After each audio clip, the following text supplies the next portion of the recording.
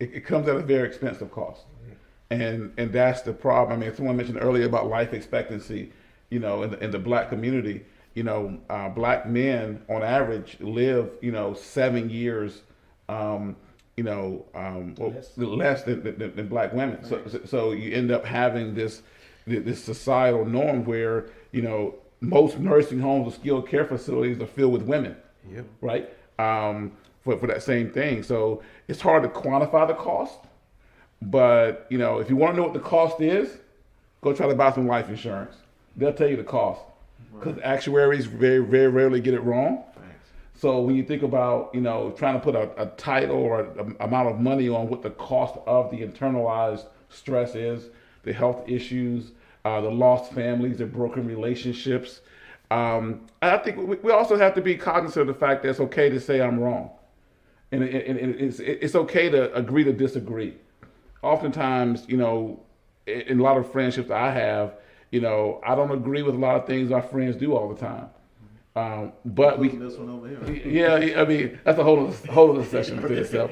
But I think that's the one thing we have to understand, that we all come from different backgrounds, different experiences, and we talked about it earlier, even before the show. My experience is not your experience. That doesn't mean that my experience is wrong and yours is right. Right. And oftentimes, when it comes to mental health, we fail to reach out and connect with someone because your experience with mental health may be different than my experience, or my problem may be different than your problem. But at the end of the day, just having that outlet, and I am trying to develop healthy hobbies, right? To be able to have that outlet, to be able to, I can't play football at my age, right? So I can't put pads on and helmet on to go hit Right. somebody. Right. But you need some way to release that stress and some way to release that. Oftentimes people do that through hobbies or travel or certain engagements that you're a part of, and you have to make sure you're doing that in a way that's intentional, and that's the key. I mean, I don't think we can change it overnight, but I think we can make strides in the black community to be a more connected group of people, and we have our own kind of idiosyncrasies around discrimination, even within our own race and ethnic culture, that creates barriers versus tears down barriers. So at the end of the day, we should be working to tear down the barriers than we are to put up more roadblocks. We all have enough roadblocks in front of us, but culturally, I think as men, to really change the narrative going forward, we just have to be more open-minded. We have to be understanding that it's okay to express grief. It's okay to express disappointment. It's okay to say I don't have all the answers. Right. And I think we're getting there, but we're a long way from where we need to be, because we're innately taught that we're the breadwinner, we're the strong person. We have to have all these answers today, and really helping define or leaning on outside counsel is not something that is just mainstream in our culture. Yeah, and one of the things I think we all share is, like, I think my faith has probably the major part in my mental and social development. Mm-hmm. Um, through me giving my life completely over to Christ, like, I'm able to forgive people that I never thought I'd be able to forgive.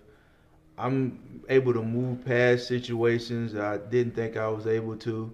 I'm not naturally a social person. Like, I would never get in front of a camera or through from a group of people and say anything, because I know in the back of my mind half of these people are waiting for me to say something stupid so they can laugh, make fun of me. Lord, I stretch my hands to thee. No other help I know.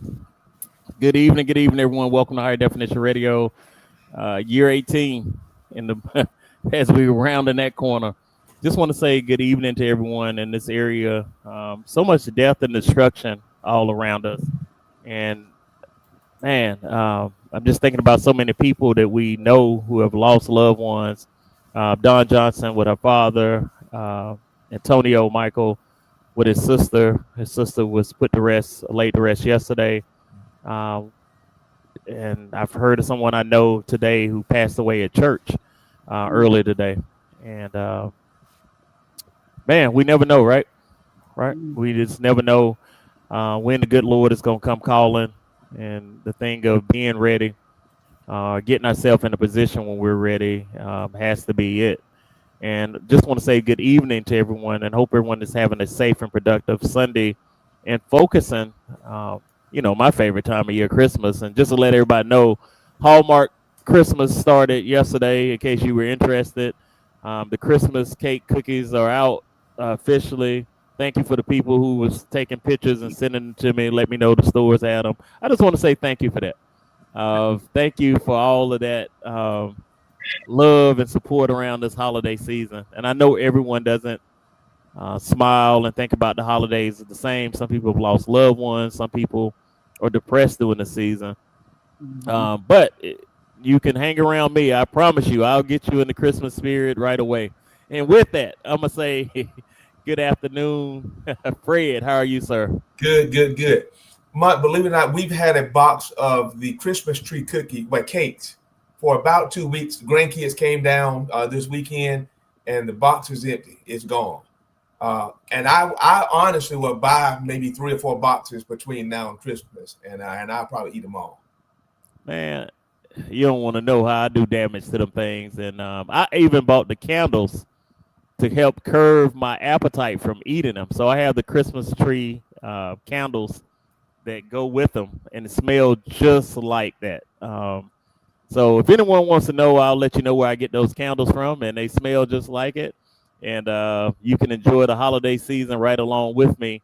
I will start putting that Christmas cake cookie or on the burner. I don't want to just light it. I need to have that smell just roasting away for a while. Miss Sonia, Miss Jackson, Mrs. Jackson, how are you? I am doing well tonight, Lamont. Thank you for having me on.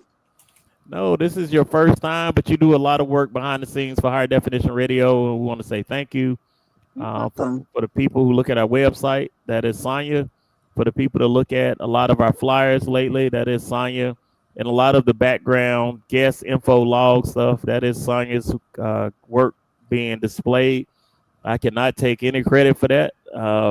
So if it's messed up, that's Sonya also. You got to get a good and a bad. Um, The good and the bad. Sonya, how are you been? And tell us a little bit about yourself, ma'am. I have been blessed. And how to say And a little bit about myself. Of course, my name is Sonia Jackson. I am the wife of Trenton Jackson, new deacon at Union Baptist Church, as Lamont often points out, 1195 Hands Mill Highway. And I am the author of children's book Angel Travelers in the Beginning, the first book in what I'm praying to be a series of books that will reinforce biblical culture within our young children and hopefully just a stepping stone to help bring our families back to focusing on God. That's a little bit about myself. No, I love it. I see Dr. Houston is on, and I have promised both of you a roundtable discussion on both of your books. And I actually believe both of you would make a great collaboration together, especially as both of you are focused on improving the lives of our youth, and which is so important for our community and people that are passionate about it. Like, it's some people who be talking about kids, but they really not passionate about it. So I want to say thank you for all the things you do for not only Higher Definition Radio, but for our community. And I know you have various pop-ins where you do book readings and stuff. So that is positive that our community has people that are uh, passionate about this. Dr. Houston, you talking about congratulations and that is needed. I need y'all to link up. We only all the flipping words, Dr. Houston, don't mean anything. I need y'all to link up and hook up. Let's get that going too, Dr. Houston. Uh, Tia Hart, how are you, ma'am? I'm doing good. I'd be great if my True Vista internet would work properly tonight. It just seems like it just wants to give me a fit tonight. It just doesn't want to act right. So, as you guys would say, that good old Chester internet, right? Ain't us saying, that's the good Lord saying that the Chester internet works in mysterious ways. You just don't know how Chester the wind blow, and it is windy outside. So I'm sure that leaf got on the internet line and messed it up. So That shouldn't matter. I have fiber optic in my neighborhood, so that shouldn't be the problem. So I think it's just the service, but That's what we're gonna go with.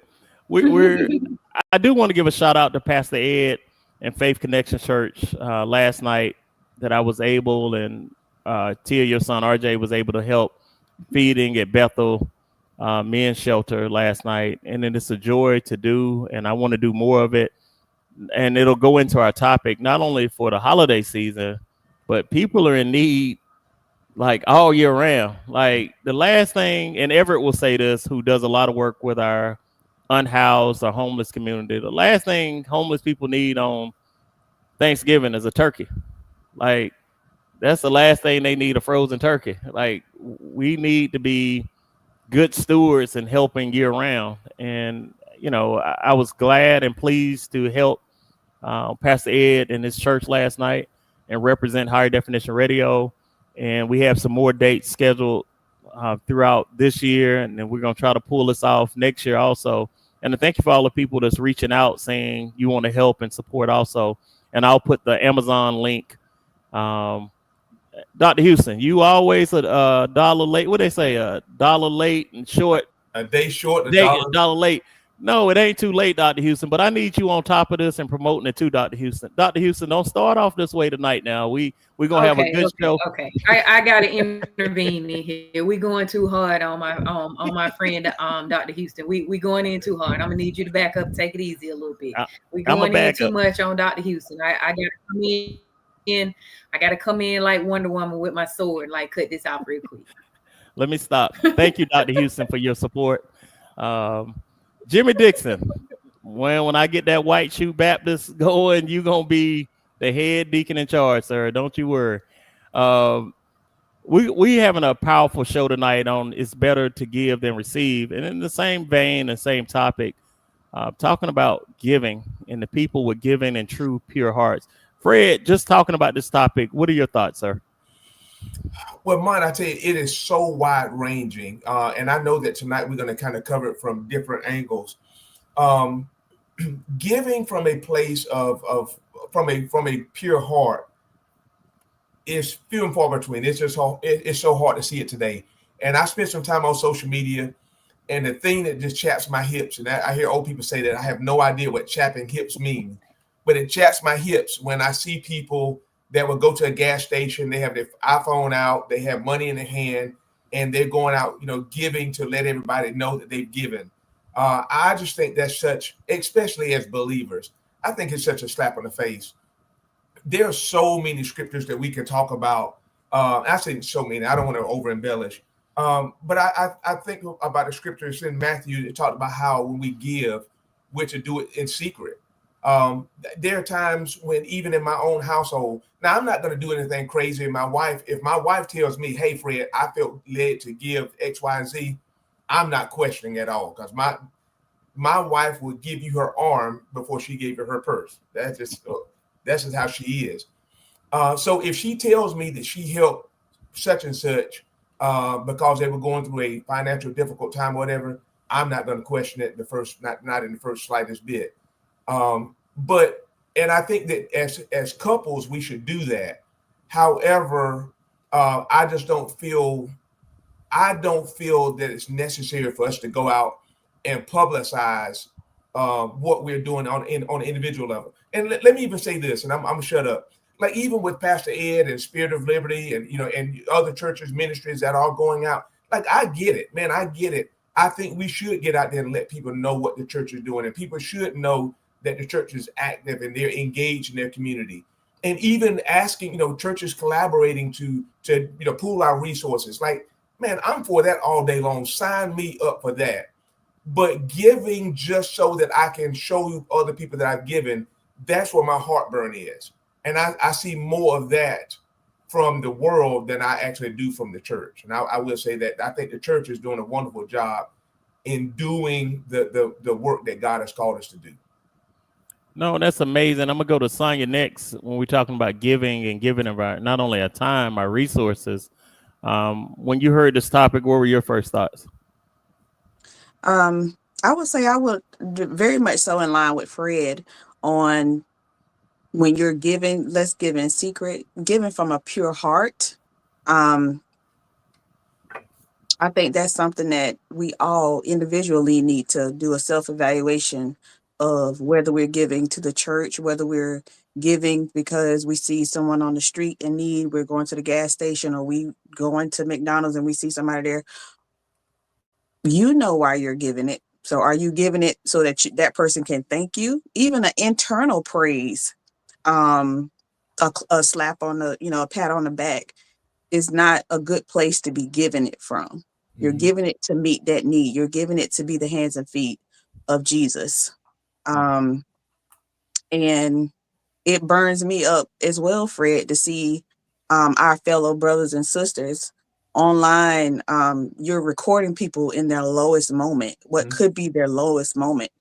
And you're putting it for the broadcasting it for the entire world to see.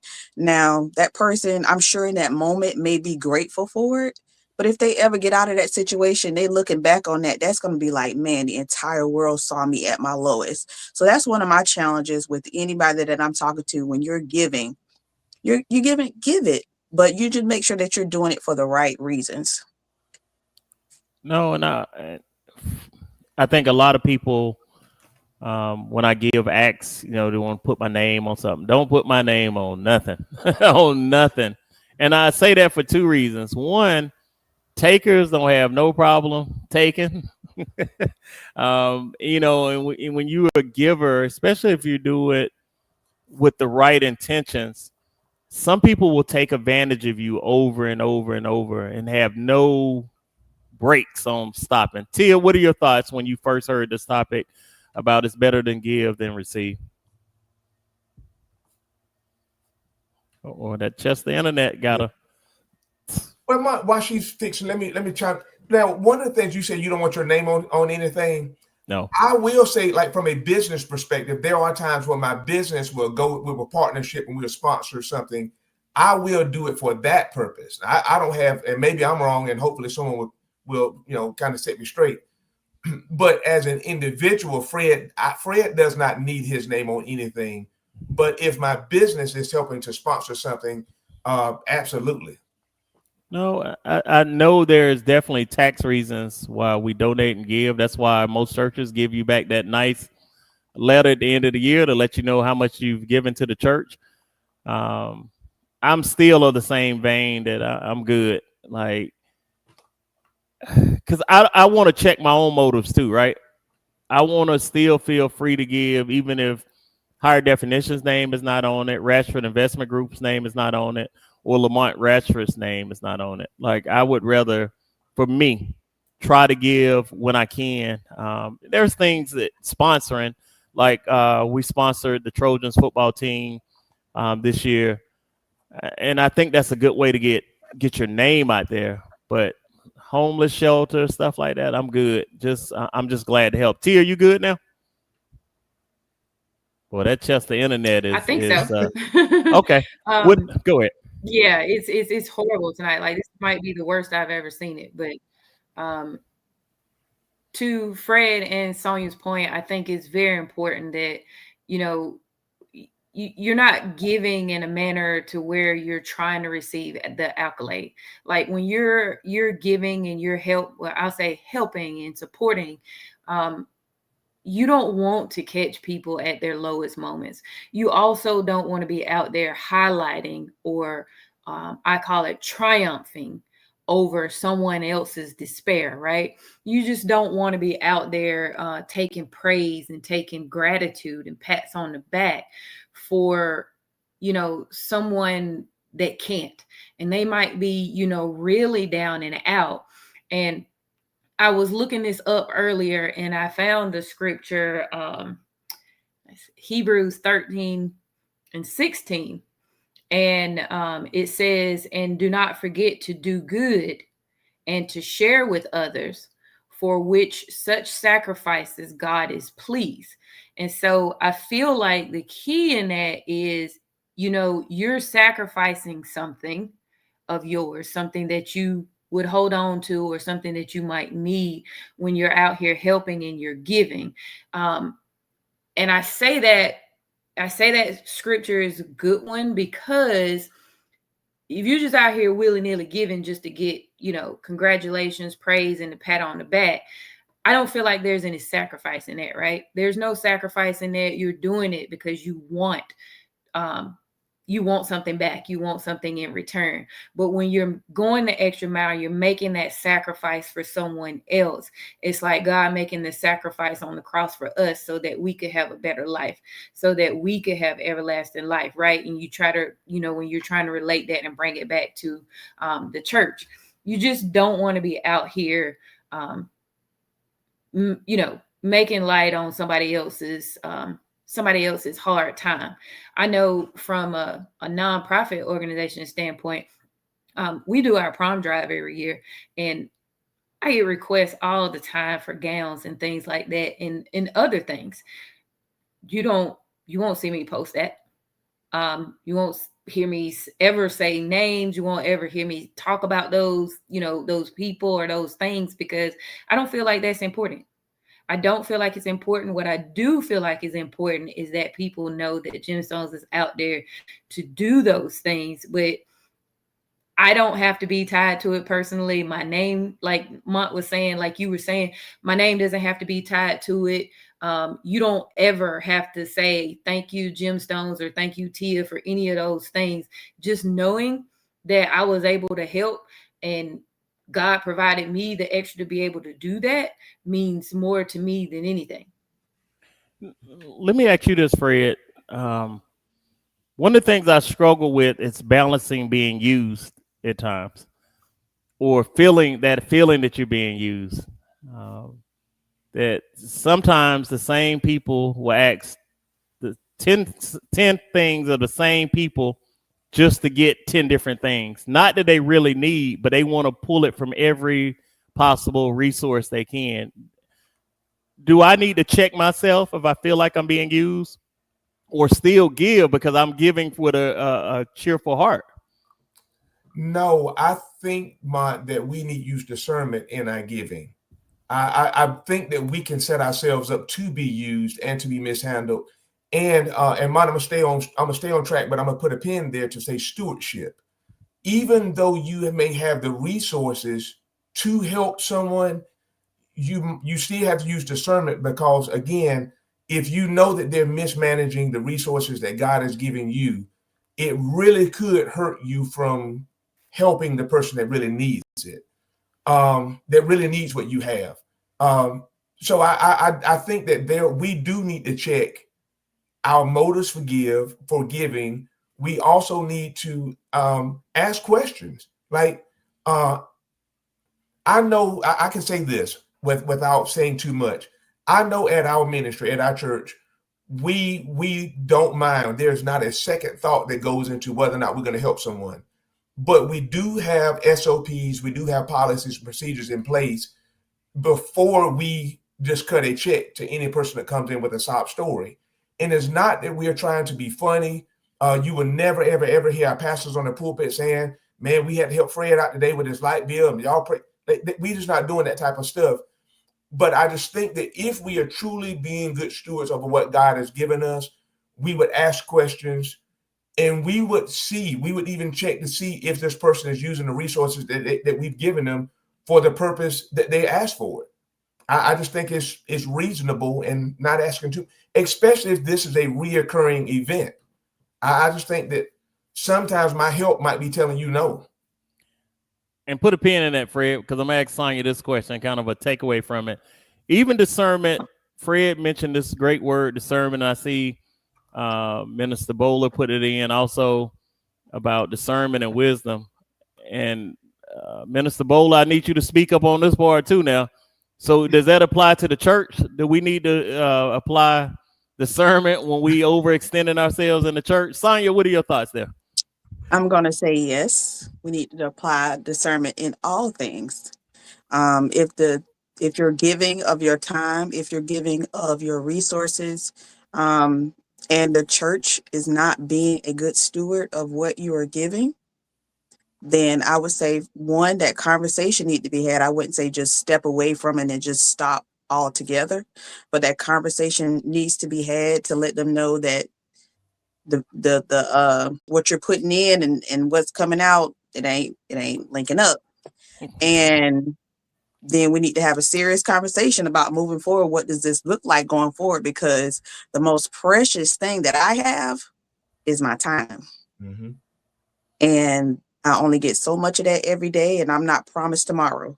So if you're not going to value the time that I'm giving, if it's not giving output, then it might be time to reconsider if the time that I'm spending, is it worth continuing to give? Should I back up a little bit? But I also want to put with what Fred was saying too.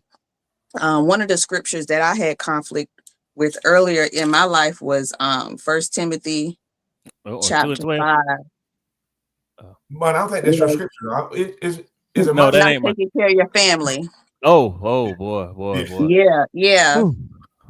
So, but if anyone does not provide for his own family, especially for his own household, he has denied the faith and is worse than an unbeliever.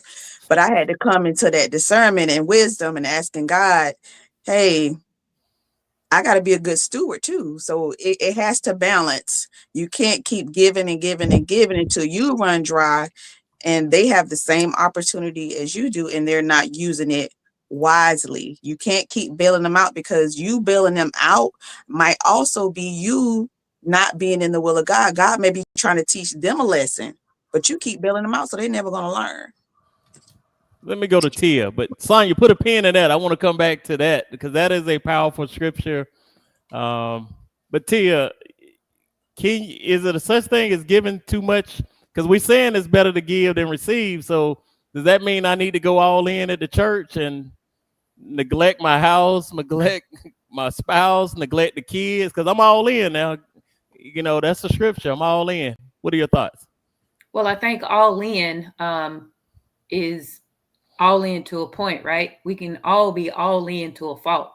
And I agree with everything that Fred and Sonya are saying, especially about using your discernment, because believe it or not, the church is made of people. It is made of everyday people, human people. And humans have a nature of wanting to use people and get over on people. And so that also includes people in the church. And so we all have to use our discernment to know when to say, I need to back away, or know when I need to take a step back. And yes, to Sonya's point, like if you're not taking care of your home and not taking care of your household, then we have a problem. Because how are you out here doing all these things for other people and you're not taking care of your own household? God entrusts our households, our marriages, our relationships, our homes, all those things with us as well. So with your stewardship comes, I think it's kind of like Superman. It comes a great responsibility. So we all have, the gift of discernment. It's just how you want to use it. Now, a lot of people will do lots and lots of things in the church, but a lot of people are also doing lots of things in the church because they want the accolade that we were talking about. Mm-hmm. They want the power and the authority that we talked about in the previous show. They're not doing it because, hey, I truly want to help out. I truly want to be a support person in the church, and I don't need anything and I don't want anything. And I'm going to tell you to stick a pin in what I'm about to say, because I know you'll circle back to it. I know that what I'm saying and what Fred is saying and what Sonya is saying is on point, because tell someone that's giving their all and going all in that they're not going to get that check for those services that they're doing. Tell that person that comes in and cleans up the church every Saturday before service or once a week, that they say that they're doing it from their heart because they want to do their part, that you ain't gonna pay them that $50 or that, however much they being paid. Or tell the secretary that they're not gonna get paid for doing the secretarial duties, that they claim, hey, I'm doing this because my grandma was a secretary, my great grandma, and my grandma before that, and when we started the church, and so we've been getting paid. Tell them that they're not gonna get paid, and see where that stewardship goes, and that you should have listened to your discernment. No, that's good. Yeah. Fred, so in that same vein, when we talk about giving, and most churches have missionary funds, Is it okay to say we're not giving to the non-believer? Because wait a minute, the scripture is telling us now that it's better to give than receive. But if one of my questions in giving is what church do you belong to? Are you Bible based? Is it okay that if I say no from the church standpoint? Absolutely not. I think you're doing the body of Christ an absolute disservice. How can you be an example of what love looks like? Unconditional love looks like if you're biased against a person because they don't believe what you believe. Listen, we're gonna, this is gonna be a full-blown Bible study tonight. We're gonna have doggone full of scriptures up. There's a scripture that I think about in Luke chapter 14, verse 14, and it talks about having this rich man had a banquet, and he invited I guess a poor person, some person who's not able to give or whatever that type deal is. And the long short of it, it talks about how the blessing is not always that person being able to reciprocate back to you, give you back what you gave them. But the true blessing is being able to give and knowing that they have no means of paying back. When we look at the question, when we try to put that in the context in which the question you asked, if a non-believer comes to our fellowship, comes to our church, they checked off the boxes, they've met the requirements for us to offer help. I believe that person will walk away with a good taste in their mouth about what the body of Christ is really about versus us. And I have not seen that questionnaire, but I don't think on that questionnaire is anything about are you an atheist, or you're Satanist, or you're Wiccan. They're not asking about when's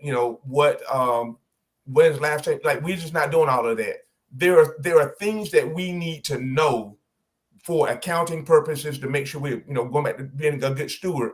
But again, I think I have a better chance of winning that person to Christ if I meet their physical need before I try to meet their spiritual need. No, you bring up a good point. But do you think if that question was on there, would it change mine? If you ask them what's their religious affiliation and when the last time they've been to church, I just know human nature. Yeah, some churches gonna say we ain't giving. Yeah, and unfortunately, those are the churches that are dying. I know for me, if I'm a man in my house and my lights are about to be cut off, I'm about to be evicted, I would swallow my pride, and it would take so much for me just to even get to that point, to even ask for help. And if somebody asked me that question, I'll probably just walk away and try to figure out, go donate blood or something else. But I just think that question alone does not exemplify who Christ is at all. No, that makes sense. And Sonia, I asked you the same question about giving, and we talked about it's better to give than receive. Does that mean the church shouldn't be asking the questions about what you about to do with this money and try to figure it out? And I do want to say a few things. I keep seeing this name pop up, and I think it's Delisa McAllister Harkins. Delisa, you said Fred right, Tia right, Sonia right. I think you misspelling my name. Lamont. Thank you. But go ahead, Sonia. No, I do not think that should be on the form at all, because you are here to address the person's need. You are not judge, jury, and trial. Okay. You are not there to provide a judgment as to why this person is before you. You are there to meet a need. Again, going back to being good stewards, we should ask questions that are legally applicable to the applicant. But we shouldn't be all up in people's business. If we're going to take care of them, we need to take care of them. And we don't need to go no further than that. Dr. Houston has redeemed herself. She gave an example that most churches will use, and it's going to be used multiple places. Ooh. That burial stipulation, have you been given money? A member in good standing, that means money.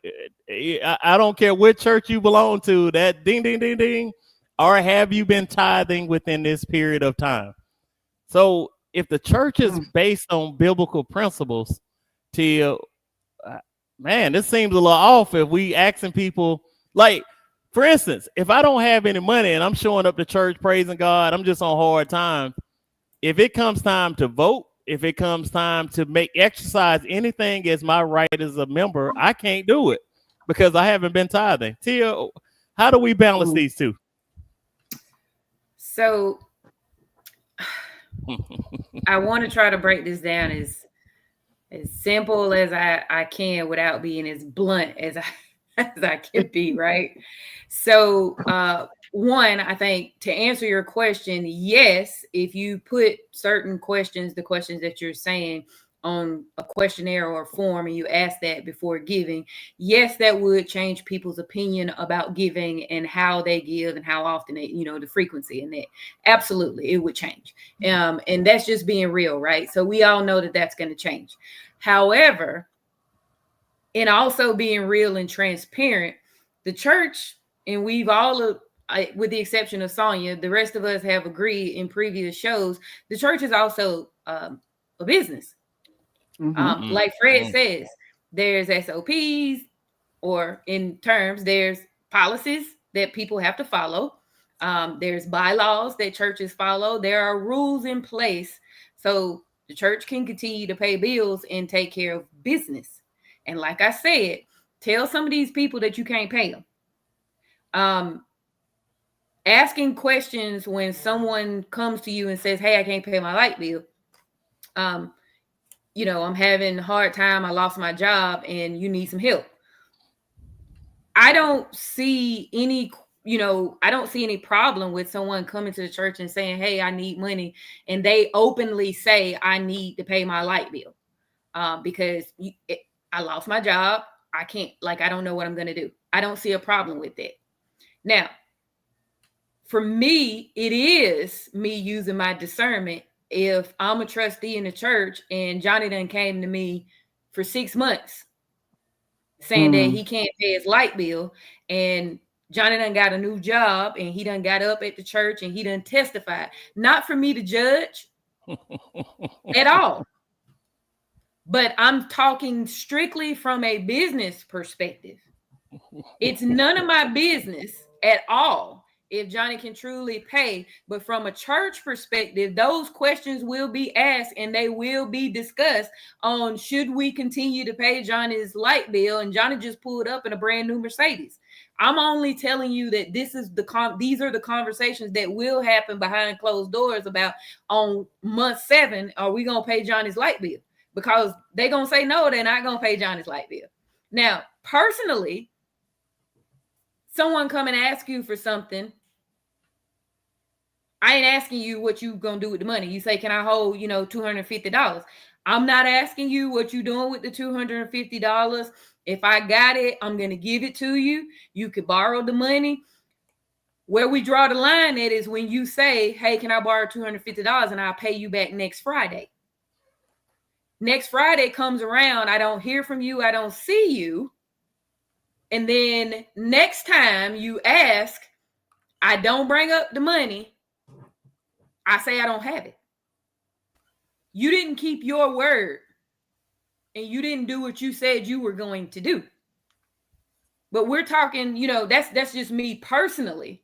But from a church standpoint, I'm just being honest about the business aspect of things. We're not talking biblical standards, and you know this. We're not talking biblical standards on a day-to-day basis when you're talking about going to church every Sunday. We're not talking the biblical standards. We're talking about what's going to keep the doors open and the lights on at the church. And paying Johnny's, light bill for 7 months, and Johnny was only out of work for 3 weeks. Those conversations are going to be had. And if anybody watching or on the panel thinks that churches ain't going to have them conversations behind closed doors, then we not being real about what's going on behind, at church, because people are going to ask those questions.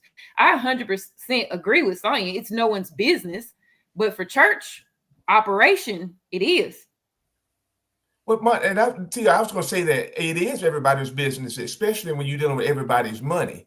Again, I don't think it's everybody's business to the point where someone should be on a platform saying X, Y, Z, this is what we did with their money. But when you start looking and we've been, kind of going on bragging about this building process we're in for our ministry, every dollar counts. Like there, you have profit and loss statements. You have like people, the banks need to know what you're doing with, with your money, with your resources. So I do think so. And let's say, for instance, something comes up where now there's some investigation going on and there's a couple $1,000s missing. Like there needs to be checks and balances. The one of the things that I do know, again, I can only talk about spirit of liberty. I know with us, and I know how our finance team is set up. Like you will never come into that place and just tell us out of your mouth you have a power bill due or a light bill due. Like you better bring that bill for them, and then there's a team of people that are going to call and verify, and you're not going to walk out of it cash. Like that's just the way it is. Someone from our ministry will deliver that check there, and then if and I think as Tia had made mention, even Sonia has mentioned, if this is a reoccurring thing, I know again because I know our church folks, we're going to sit down, you're going to meet with our finance team, and they're going to put together a budget. Because again, this is not, I know our folks, and we are not paying people's bills for you to go to be in Tahiti next week, and you got the church's money paying your power bill. The second thing I'm going to touch on real quick, Everett uses this term, and we made through a whole show last week and never called Everett's name. So I'm going to call his name real quick. We talk about defining terms, and a lot of times we are saying the church and the church and the church. And realistically, what we call the church is really not the church. The church is the ecclesia. It's a group of people.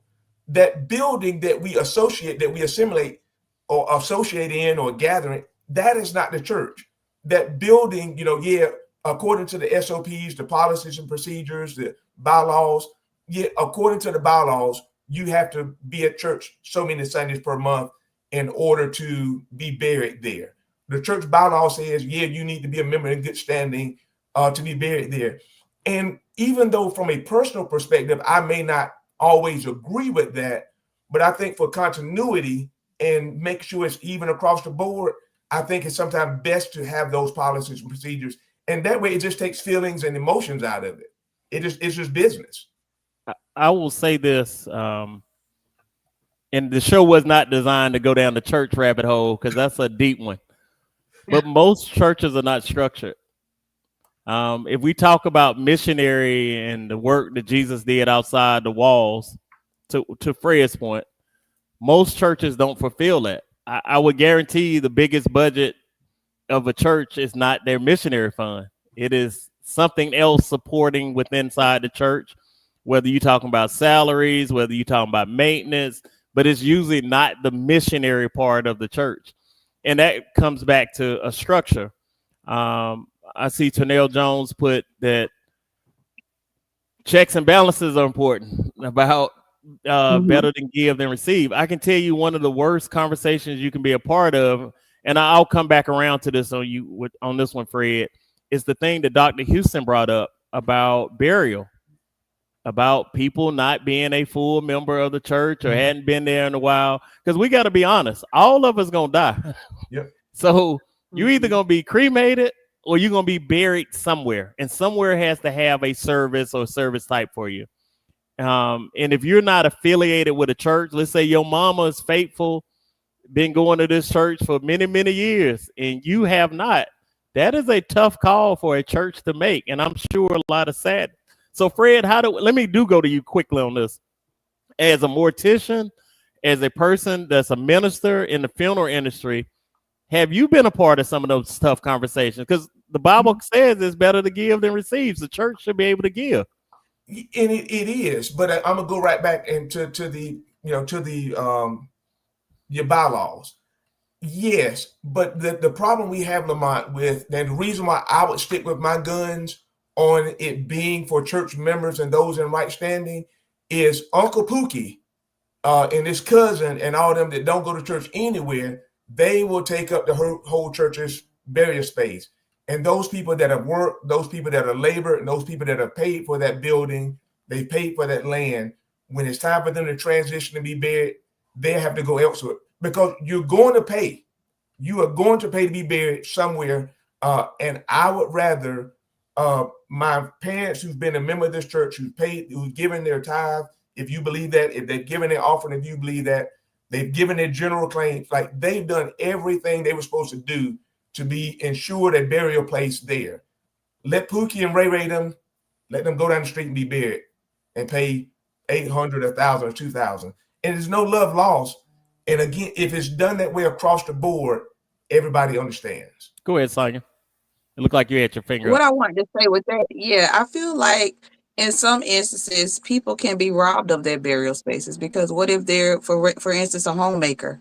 They don't have income coming in, but they're, like Lamont says, they faithfully come in there. And even though the bylaws state that, I don't, for me, from a church perspective, I don't understand why there is not a set amount that you give towards that's separate from your tithes and offering, that goes straight and applied directly to a burial spot. That way, once that financial part is obligation is fulfilled, that's set. It shouldn't be, well, if you stop giving your tithes after 2 years, or you fall on hard times, or you can't work, then you don't have a place to be laid at the end of the day.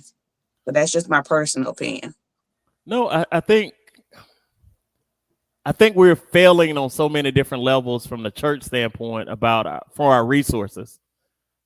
We take in a lot of money without having a plan on how to provide, not only for today or tomorrow, but 20 years from now. Do most churches even believe they'll be around 20 years from now?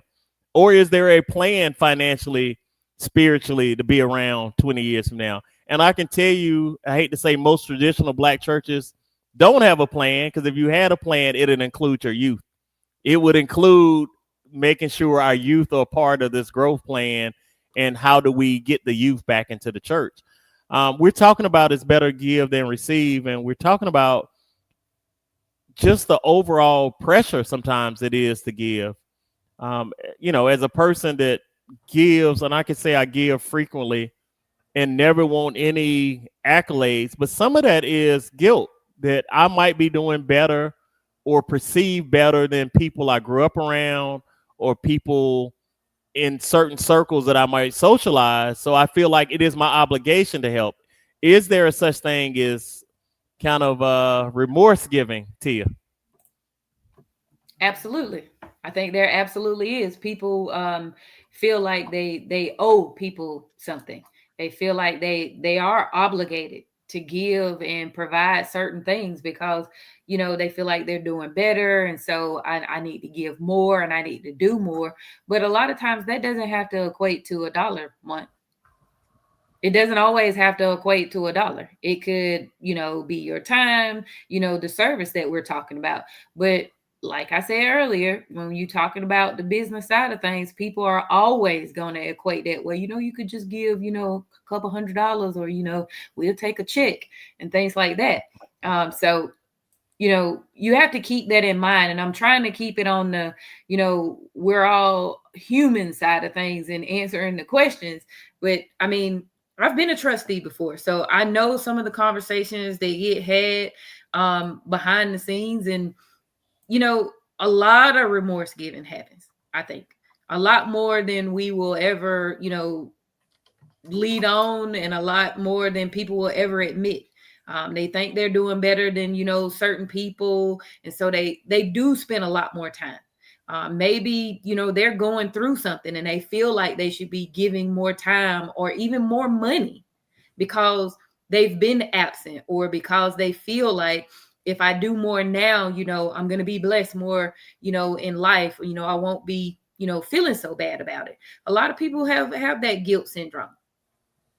No, that's deep. And I asked Sonya this question about remorse giving, like giving it not only money. I think money is a small part of anything, like your time, your knowledge.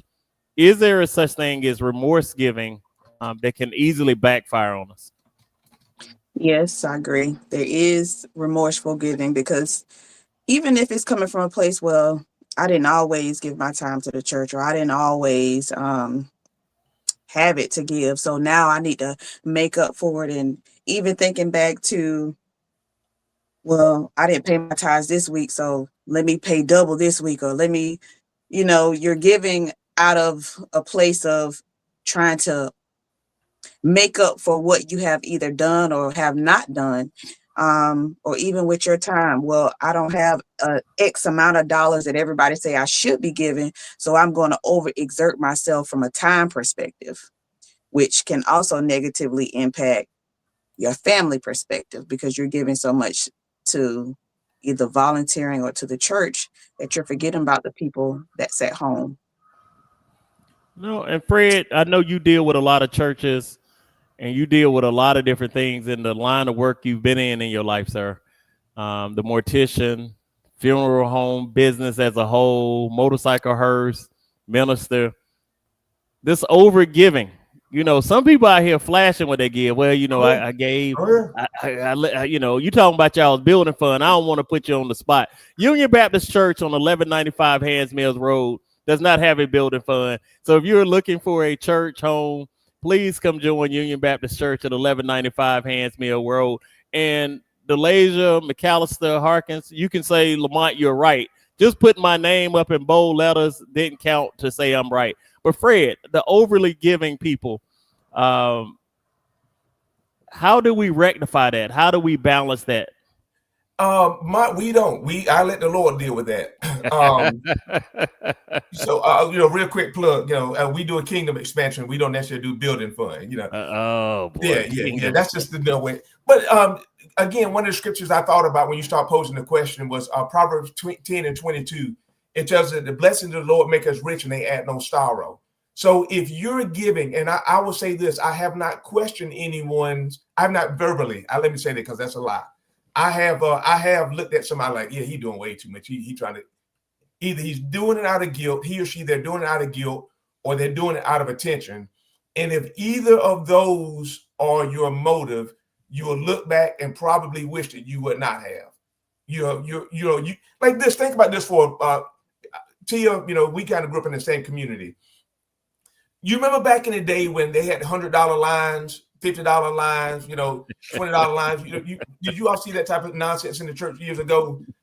I wonder how many people went home on Monday morning and wish they had not gotten that $100 line. So it's not anything new. Line. Say again. Or the $50 line. Yeah. But we do a lot. We try to do good, but we do good for the wrong reason. And if I have given my tithe, if I've given my offering, I've given my gift of love, and then on Monday I look back with regret because I didn't take an account for whatever thing that I had going on in life as well. I just think that we have mismanaged or missed an opportunity. Again, go full circle back to what I think Sonia said. If any man that does not provide for his own home, he has denied the faith and he's worse than the unbeliever. So again, that's just my I'm team giving. I want to help any kind of way that I can. But someone put in the chat earlier, if I have given toward whatever thing you have going on, and my wife has to debase herself, has to lower her standards to get something for our children, if my children are having to do something illegal to eat, I have missed the mark and I failed as a father and I failed as a husband. My first ministry someone has in here is to my family and their needs. Sonia, read that scripture one more time. And Sonia, let me say thank you for joining us tonight. Sonia was not scheduled to be with us. She did our flyer. So if you look at our flyer, she's not on it. We had life happen to a lot of the people who were going to be on this Sunday evening. And that's okay. Like, God will provide. Where God leads to provide. I know that's the scripture also. And I think sometimes we might be leaning on that out of context. But read the scripture one more time. Yeah, I think we lean on that a little bit too heavy to say that Lord gonna provide no matter what choices I make, and that ain't right. That's a conversation for another day.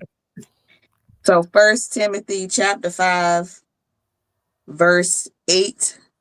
But if anyone does not provide for his own family, especially for his own household, he has denied the faith and is worse than an unbeliever. No, so I wrestle with a few things about giving, and I asked my son a question a little while ago. What does leadership look like? And what is his definition? Now he's older, right? He in the real workforce. He got his own place. He's managing his own life. And this statement of providing, being able to provide, And a lot of things that he would judge, I know he's judging it against me, right? It's the person he saw in this household for many years. So I'm just wondering, as we talk about giving and we give in this holiday season, there's so many needy people. One of the things I try not to do is be judgmental about the people that's receiving.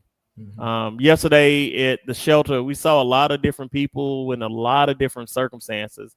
So Tia, how do we not become judgmental or hard on the people that's receiving? Like, I'm sure some of that's lifestyle choices, some of that is habits, some of that is mental health. How do we not become judgmental about giving to people who need to receive? I think the true answer to that question, Mike, is if one, I put up a comment, people out here operating on reciprocity. Like, just don't be out here giving with the expectation of getting something in return, like a gift or something. So the truth, what I was saying when I started was just don't give. You have to, in order to separate yourself out from this so that you're not judging. If you feel like you're going to be judging someone when you give, if you feel like you're going to be behind their back, I saw them at the game last week and they just asked me for, $250 so they couldn't pay for their couldn't keep their lights on. And they was at the Panthers game, right at the, 50-yard line, standing behind the player. If you're going to be doing that kind of stuff, then you need to keep your gifts and your money and your services to yourself. You don't be out here operating on the fact that you're giving and you're helping people out. Don't help anybody. If you're going to be bragging about what you did for this person, that person, even for the church, don't do it. Keep your money, your funds, and your opinions and things like that to yourself, because at the end of the day, you've now turned into what was good giving or, heartfelt giving or good stewardship into manipulative giving. You're manipulating circumstances now to get praise, to get something back. And so you give to the church, you don't expect anything right now, but it's going to be a time when you're going to need something, or you're going to want something, or you foreshadow something, right? And then I'm going to give it to them now, but I know something going to come up, and I'm going to go to them and I'm going to ask them for it, and I'm going to see if they're going to give it to me. No, it's interesting. And Fred, I'll go to you and I'll open my own heart up for a second. So if you ask me about giving something, I will tell you, hey, if I haven't done it by this time, call me back or remind me. My heart is pure. I'm going to give exactly what I said I'm going to give to you. A few months ago, I forgot and I wasn't reminded. It's my fault. And then I got a message saying, hey, thanks for giving. I was offended. Like, I'm offended that I think you're trying to be smart. Like, I'm offended that every single year I've given, but on this year, you want to send me a smart remark. So that let me know I'm not giving from a good place, or I am receiving your message back to me not in the well-mannered place that it should be. Like, I have to check myself also on how I feel about things. And then I got into this thing where you ain't never got to worry about me again if this is your response. Yeah. But that's the Lamont flesh that comes out of that, right? But am I wrong, Fred, or do I need to just pray about that thing again? No, you're wrong. You're wrong on this one. But I say this because what I try to do is not think like Fred, because if I would have received that email and depending on the headspace I was in, I would have taken that, oh, yeah, you're trying to throw shade. When it could have been, I guess, a mass email, you don't know who else. You just don't know. I don't know the relationship you have with that person to make them do that knowing that you did not give. But and I say this, I don't think you're super petty on that, but I would have called to get clarity and say, hey, listen, I've dropped the ball, blah, blah, blah. I probably even offered an explanation, and I would have invited them to call me back the following year, but since I missed this opportunity. But let me ask you this, and Tia said this twice, and I wanted to ask earlier, is it wrong, and maybe I'm paraphrasing the same question, is it wrong for us to expect a return on our investment? Like, not necessarily I've given you $20 and I look for you to give me $21 back. But is it wrong for us to have just an expectation that your life is going to be better? Like not even to give me something back. And the reason why I say that, Tia, is like I think that sometimes we can be super spiritual as if it's okay to give and not expect anything. When you started talking earlier about going to the homeless shelter, like I'm hoping that this meal that I can provide would give you the strength and nourishment that you need to go apply for a job tomorrow. I'm hoping that while we're out there, providing you with a meal, you can have a conversation with someone that has a connection to veterans benefits or mental health. Like I just think that sometimes we over spiritualize our giving and act as if we should not expect anything. Like even when Jesus fed the multitude, he expected something. And Fred, I think you're on to something. You have a really good point. So for me, and I'm just going to say this for me and for my organization, the expectation truly is that you tell someone that, hey, I wouldn't be here if, hey, I was just standing somewhere one day and, I needed something. And a lady was like, hey, can I help you with something? You look like you lost or you look like you need something. And I broke down one day and this lady, you don't have to say my name or anything. Mm-hmm. And she said, my organization is blah, blah, blah.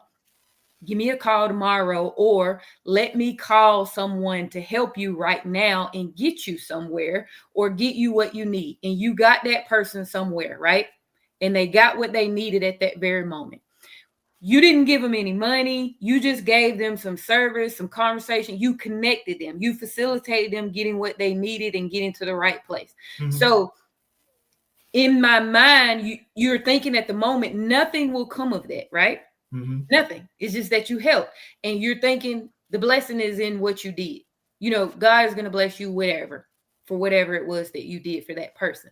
However, down the road, what you'll find out later is that person gave their testimony to somebody. Mm-hmm. And you didn't know it at the time, but you got 3 calls later on in the week from a victim that needed some help, mm-hmm. that needed a place to stay, a family that needed housing, and you connected that family as well to a shelter, and they were able to get somewhere to stay. And that person actually went on and got a job and got into a job program and things like that. So there is an expectation that someone would just mention, your org or something like that, and it helps other people. Mm-hmm. But not necessarily that I personally got anything from it or got something out of it. So yes, I do believe that on some level there is some, okay, well, just tell somebody, that, Gemstones, just mention, Gemstones did something, or, Latia's Creations did something for you, just mention the name and I'm able to help someone else and I'm able to guide somebody else and provide for someone else. But personally, you don't have to never say my name or anything behind that, because I'm just being honest about it. I'm not looking for anything, but I am looking for, I can help someone else, and I'm looking for that. Like, who else can I help? Who else? Where else can I put myself out there and put myself on the line? And I feel like the blessings for me come in that. And I say this and shut up. But Tia, I think that sometimes when we don't put our name out there, we shut the doors for other people to and I say Gemstones, is that the line that you have where the people donate prom dresses and things like that? Yes. Okay. So Tia don't want anybody to know that this is what she's doing. She's doing it secretly so God can reward her openly. That's what it's says. Not a secret. And so, but I'm saying it's not a secret, but it's not known. So let's say, for instance, there's someone who has a boutique that they're going out of business and they heard about this lady Tia and they donate 100 dresses. Now Tia can actually service 100 other young ladies. Correct. Not looking for anything in return. But I know, like with Dr. Houston and other therapists, they would tell you about the satisfaction that we get oftentimes just for being able to help people. I'm losing my voice. Mm-hmm. Not looking for anything tangible, but it just gives you, I guess, a euphoric feeling knowing that you've done something to meet a need for someone who could not do. Like, could you imagine how many young ladies that will never go to a prom because they don't have a dress? Absolutely. So again, I just think that to a certain degree, there should be a level of expectation for our investment in our giving to people. Not always tangible, but Right. there should be something. And I agree with you. I 100% agree with what you just said, Fred, because that euphoric feeling when, you know, you see someone and you're like, oh my God, they're wearing the dress, or they're somewhere and they got a job, and they, you know, they run up to you. You gotta acknowledge that feeling, right? That you get, you know, Sonia has her books. She has her children's books. And she promotes her business. There's an amazing feeling that someone comes up and says, I got your book. I saw you on Higher Definition. You know, I saw you wherever, and oh my God, your book is amazing. My kids love your book, or they're wearing one of your t-shirts. Like, that feeling that someone has your products or saw your products, and they tell you that the effect that it had on them, the effect that the feeling that it gave them. Yes, you do have that euphoric feeling. You have that feeling of success, of accomplishment. Let me say this. For all the people who saying I need to look at this thing a different way about that message I got, that's why I didn't call Everett Abel. Everett Abel would have quickly redirected me that, hey, man, you looking at this all wrong. I have not spoken to him about this because I already know what time it was going to be. Man, you know, people be sometimes sending mass messages. But I did put an Amazon link for the people who want to get personal items for some of our unhoused or homeless population that we will donate in conjunction with Pastor Ed's church and to the Door Today Soup Kitchen and to a couple other resources that we will give out homeless thing. So all them people who telling me I'm wrong, put a thumb or a heart by that link. So if you don't do it, I'm coming right back after you and say, hey, you an infidel, you worse, you a non-believer for not doing it. I do think I can understand what people are saying, but I do think some people, when they ask you to do something and you say that you're going to do, you're going to give, like you said, you forgot. Instead of the person just, you know, reminding you when they realize that you didn't do it, and they sent that link saying, thanks for giving, knowing that you didn't give. They know that you didn't. You know. The person could have just easily have changed their mindset on this situation, right? And said, hey, I'm just reminding you, as opposed to the condescending message of thank you for giving, knowing that you didn't give. Like, this is going to force me or push me into something. That's what I don't like. Don't try to back me into a wall about something if I already gave you my word. My word is my word. I said I would. I forgot. It's an easy thing to do. The time it took you to say thanks for giving, to be condescending or to be petty with me, you could have just said, hey, I just want to send you the reminder like we talked about. I just want to remind you. And here's the link. Just as a reminder, right? So I think this goes two ways. We all know from being on the show, you know, Mont Petty about the white shoes and stuff at the church, but we also have to take into account there's another person that has a responsibility in this also now. They were very petty in the message they sent. So I feel like, you know, on a certain level to be petty, but if you're trying to be spiritual about it, no, you probably shouldn't be petty.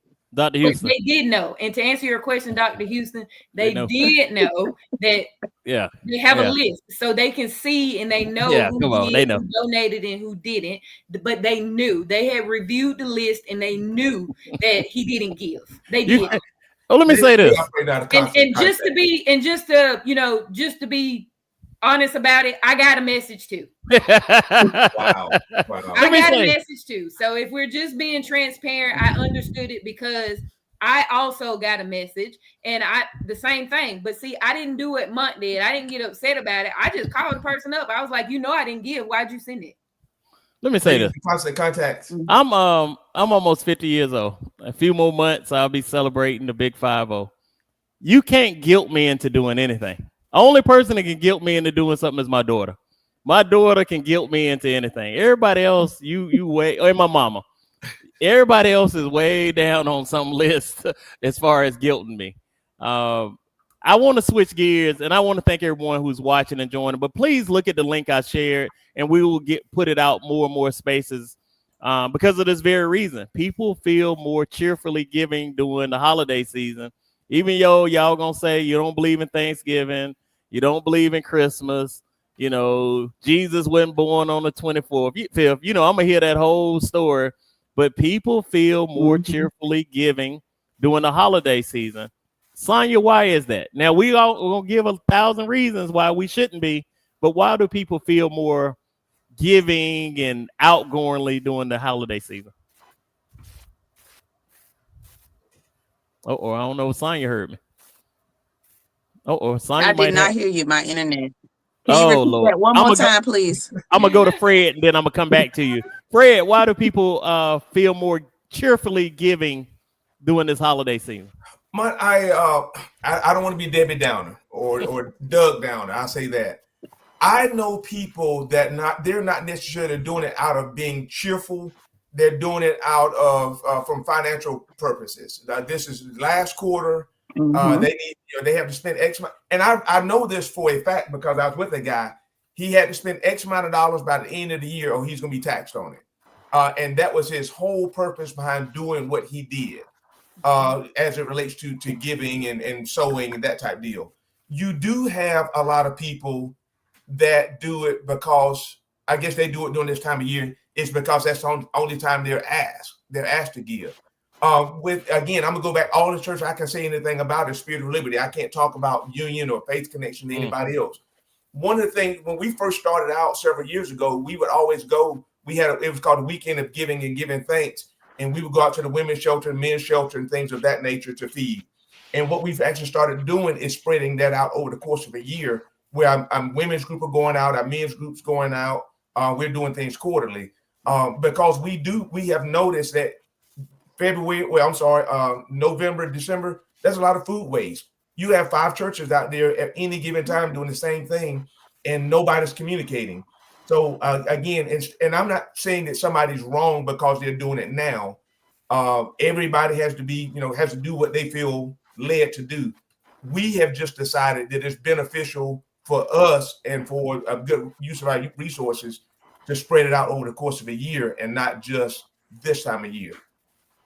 We've actually had time. We've been out there feeding great meals, and people, they'll take your box, you take 1 or 2 bites out of it and throw it on the ground because they've already had 3 other meals already. And we were at the homeless shelter.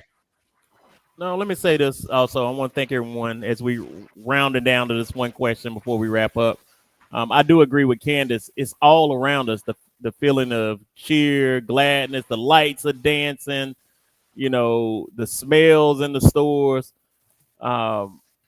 Sonya, why do you feel like people give more during this stretch of time? Like the next 90 days, people going to give more during this period than they do at any other point of the year. Why do you think that's the case?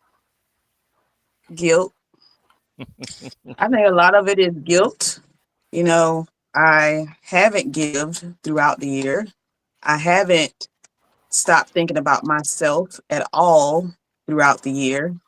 So let me overcompensate. I haven't talked to these family members all year. So let me make sure I get the biggest gift to overcompensate. I haven't shown my kids the time that they've needed throughout the year. So let me overcompensate. I really think it's maybe some self-reflecting that's going on that should have happened all throughout the year. I do agree with Fred from a business perspective. It's a financial meet for the end of the quarter. Let me make sure I get my contributions in. And it could also be, like you were saying, how the church give you your statement at the end of the year. Let me go ahead and make sure I get that in so that I can get my tax deductions. I do think too, TV, radio is all being pushed and pushed and pushed. And so we're so easily influenced as people by what we're taking in. The Bible talks about what we're watching, what we're listening to.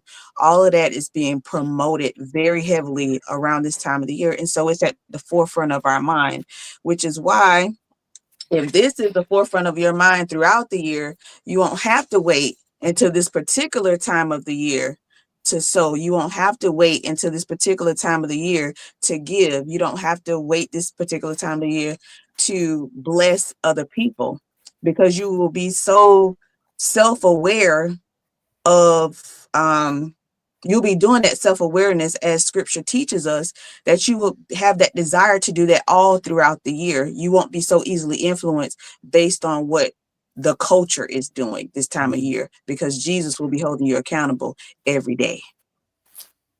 Nah, I wasn't looking for that old spiritual answer. I was looking for it feel good. I feel good. But I that's what you're love, gonna get. listen, for the people that know me, I'm talking about Christmas on December 26th. I can't wait till next year's Christmas. Like, for the people who know me and know that Christmas, some of my most special long-term memories are of Christmas Day and family being around and the new outfit, the bike.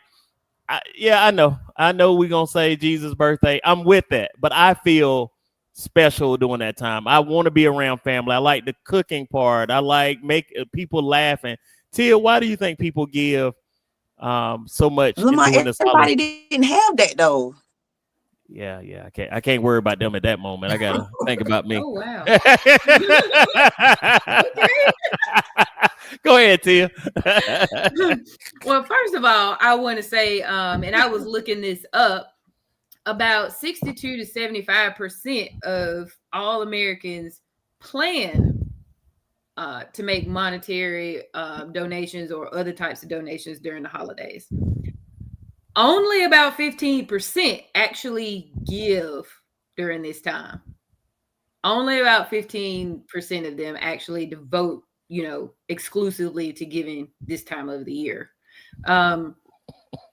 So, I mean, a lot of people want to give, but I also think because it's so highly marketed, it's so highly promoted that this is the time of year to give, that people are more in need. Like, if you look around you, the marketing, the hype, and everything comes out more this year. Like, it comes out more this time of the year.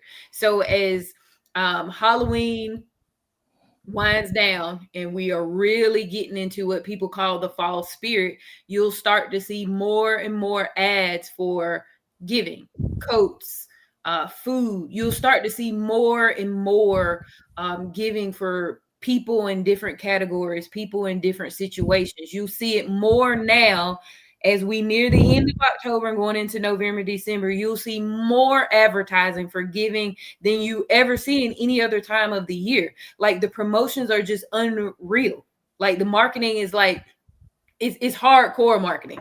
So that's also the other reason. You see cans and donation things out a lot during the year when you go to checkout registers. You want to donate $1 to St. Jude's and things like that. You see that stuff year round, but you pay more attention to it during November and December, because instead of just the normal when you get ready to check out, there's now a can there. Or a jar there, or there's something at the front of the store versus the back of the store at the counter. They'll corner you both ways. Is someone walking around passing out a flyer or passing out something? So it's a lot more during this time of the year. So I think a lot of that remorseful giving comes in during this time of the year. And it's exactly what Sonia said. It's because they feel the need that, hey, I haven't done a lot all year. I haven't done so much. So I want to make up for it, or I want to give a little bit more during this time, because it's promoted that people need more during this time versus they've needed all year long. No, and I want to shout out to Minister Bowler, who gets me. If you strolling and you looking for Lamont Rashford, someone you met, and you see that Christmas tree cake on my cover, that's the person you dealing with. You already know. He did know he wasn't muted. Oh yeah, I 100% knew I wasn't muted. Like, Christmas is my time of year. Like, my family, if you getting gifts from me, they're gonna be top notch gifts. But let me say this from a business side, everyone, to kind of let you in on the secret. So most companies cut back during the months of November and December. They position themselves to start the new year. So spending normally is down. if you really want to know the time of giving from big corporations, it's March 15th, April 15th, and May 15th. That's the last dates that bonuses can be paid out. So bonuses have a legal tax deadline on the date it has to be paid out. March 15th, April 15th, and May 15th. So those are the real days, which coincides around Easter or Memorial Day for most people. So that's the look behind the curtains from a business corporation. That's when most people get their business bonuses. Just FYI to everyone. And I'll piggyback on that, Mont, and say that about 20% of yearly profits come from November and December for a lot of businesses, and they amp up their marketing. Like I said, they amp their marketing up. Some of them 50% more marketing than they do all year long.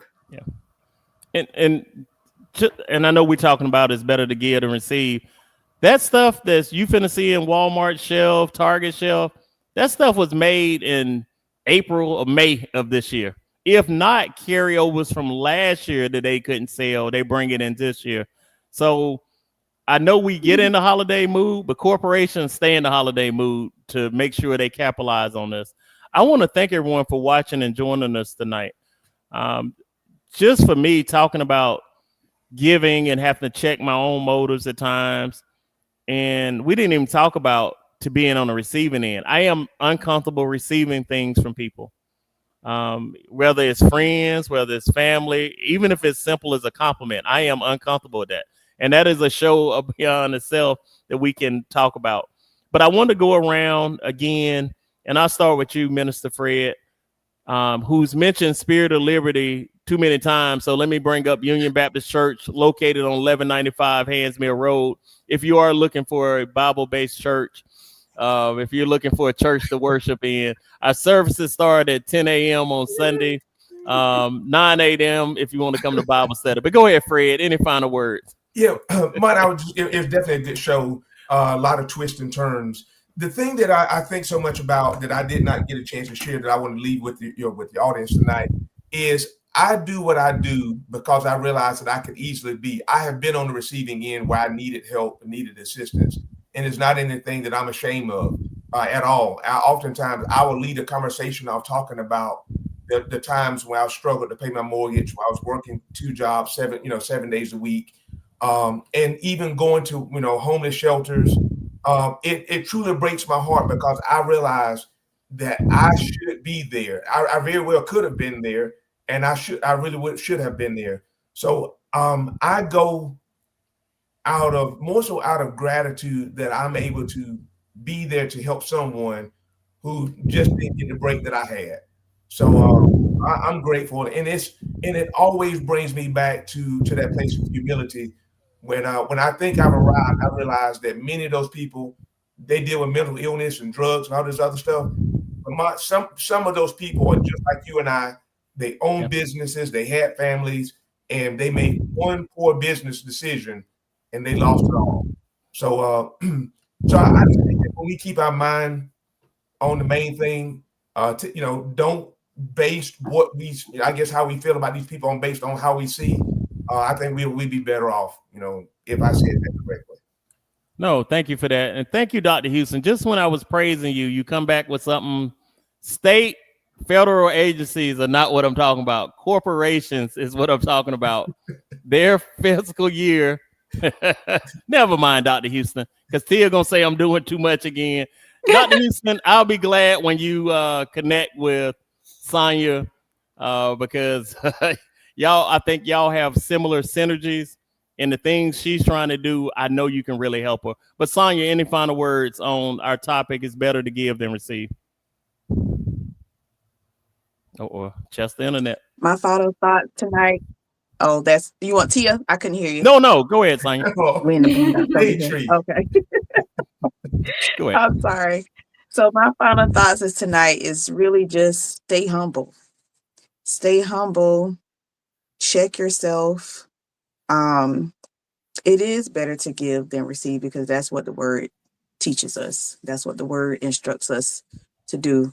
But in all that you do, make sure that you're doing it with a pure heart and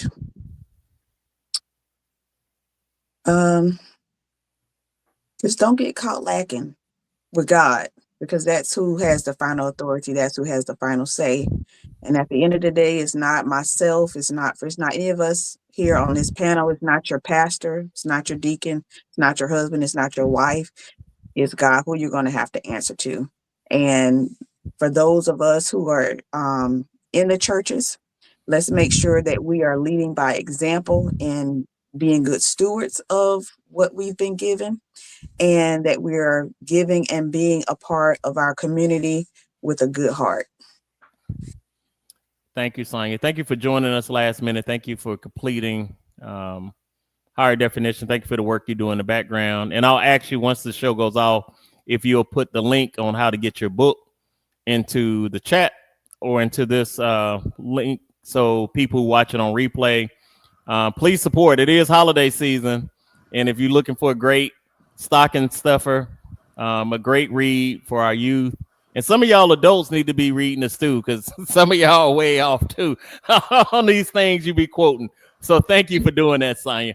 And to add to that, just want to say, if you are looking for a good, I guess you could say, a good tool for your Sunday school with your youth, or if it's possible, into a library, like a children's book club, this would be an amazing book for your book club or your Sunday school for this series with Sonia, because it is truly a good book that gives gives children a good opportunity to to tap into their discernment gift and do the right thing, make good choices. And again, Dr. Houston, I hope you reach out to Sonia, because you used to have authors on your platform where you let them talk about their book. But never mind. Let's keep moving forward. Tia, any final words? I don't think there's really a whole lot to say. I mean, Fred summed it up. Sonia summed some things up. Fred said a whole lot tonight, a lot that I've written down. So it's a lot of things to take notes on. I just say to people, if you're going to give, be genuine in your giving. If you're going to, question people and have bad things to say after the fact behind their backs, keep it to yourself. Keep your giving to yourself. Don't give at all if you're not going to be genuine in what you're doing. It's not always everyone's business what you're doing or who you're helping or how you're helping. It's not always everyone's business. But to Fred's point, and also my personal point, is, sometimes businesses, you have to promote yourself. If you want to put yourself out there business wise, you have to do so. And I'll, throw that tad bit in there. If anyone's looking to sell their home or buy a home, Tia Hart with Keller Williams Realtor. I just throw that right out there. That I will promote myself. Please reach out to me. Glad to service you in any way that I can. Plug. Oh boy. Well, that's what we ain't got to, huh? Want to thank everyone for watching and joining. This year is coming to an end fast, and we all need to be careful, be safe. Make sure we're being vigilant of our loved ones in this season. As you can tell, this weather does not know what it's going to do. It is hot one minute, cold the next, and this is definitely cold and flu season. And COVID has not went away. COVID has definitely not went away. We have different outbreaks of strands of COVID. So please be safe. And if you are able to give, please give with a cheerful heart. It does sound like, and I'm being completely transparent, we need to have the show on tithing again, because I can tell not only through the comments, but some of the conversations I've had around that topic outside of the show and some of the messages I got, we're all on a whole lot of different pages about tithing and being a cheerful giver versus no giver versus you can't tell me what to do. And I'm not saying there's one answer, but I am saying as a Christian body, we should be a little bit more aligned in this than we are on this topic. And some of it is wherever we are in our faith and our faith walk. Everyone is not in the same place, and that is true. So I want to thank everyone again for watching us tonight. Sonia for jumping in. Fred, Minister Fred, as always, thank you for what you do. Tia, as always, thank you for what you do. And we'll continue to pray for our other cast members, Candace, Marlon, Everett, as we go through this holiday season. But rest assured, we will have our Christmas shows coming up very soon. and yeah, we will have a series of those coming up pretty soon.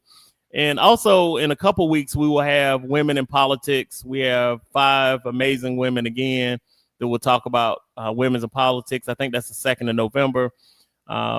We had so many people drop out this week. We almost need to run our show that we were going to run next week. But we need to figure this out. And in that, everyone be blessed. Have a safe and productive week. Start this week off better than you started last week off. Don't wait till just the holiday season to tell people you love them or show them that you love them. But be blessed, be safe, everyone, and have a great night.